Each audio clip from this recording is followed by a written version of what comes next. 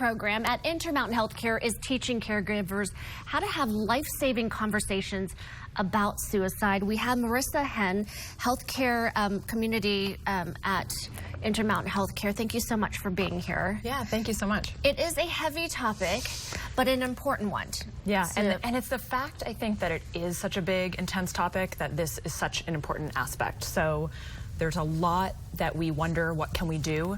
It turns out that keeping firearms securely locked and out of the hands of someone who's at risk, that's one of those simple things we can do that dramatically reduces risk. Some 85% of all firearm deaths are attributed to suicide. That's exactly right. And firearms are the leading method of suicide death. Just over half of suicides in Utah are by firearm.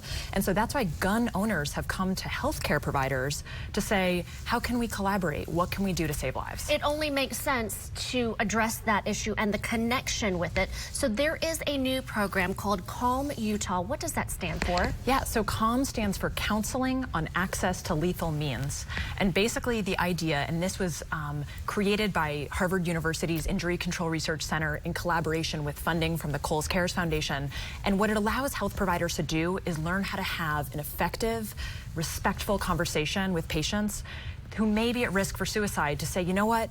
It's a time to have your friend babysit your guns, or maybe bring them to a gun range to be locked up, or to a police department. It's a real chance to say, this is a leading method, and there's a simple step we can take, just like we wear our seatbelts every day, and just as we don't give our keys to someone when they've been drinking, this is a smart step that can save lives. And Morissa, I like the message that this entails, because you're being very, very specific. It is a weapon that you're trying to keep apart or give some distance and time away, because separating time from those anxious thoughts make a huge difference. That's exactly right. And it's firearms because that's the most fatal method, but it's also medications because those are the most common methods. So it's about creating that space and time between something someone could use to hurt themselves and a suicidal crisis. And that's important because these crises, they come up so quickly, oftentimes minutes between when someone thinks about hurting themselves and does it. So that's why it's important to keep guns just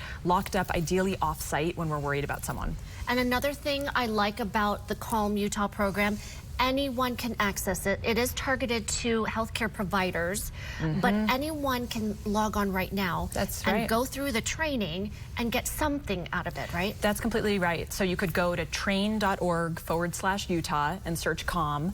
And while it's geared toward health professionals, and we've had over 600 actually take the course to date, it's free. It offers clinical education credit. And just as you said, we know law enforcement, police officers, teachers, others who are taking the course because they want to have this conversation in an effective way and in a way that really respects gun rights. How long would the training take? It's about an hour. People have said it's really a fun and informative training. And we've even heard from people who said after taking it, they've now been able to go into an interaction with a patient and now a light goes off and they say, you know what? I should bring up the issue of firearms because now I can do it comfortably and in a way that gets to that. Focus too, because it is hard to tackle an issue such as suicide, but now you've got some tools to say, I'm going to ask specific questions. Exactly. And an hour can really save someone's life. That's completely right. Log on right now to the website you see right there, the address there. We'll have a link on our website at abc4.com. Thank you so much, Morissa. Thank you.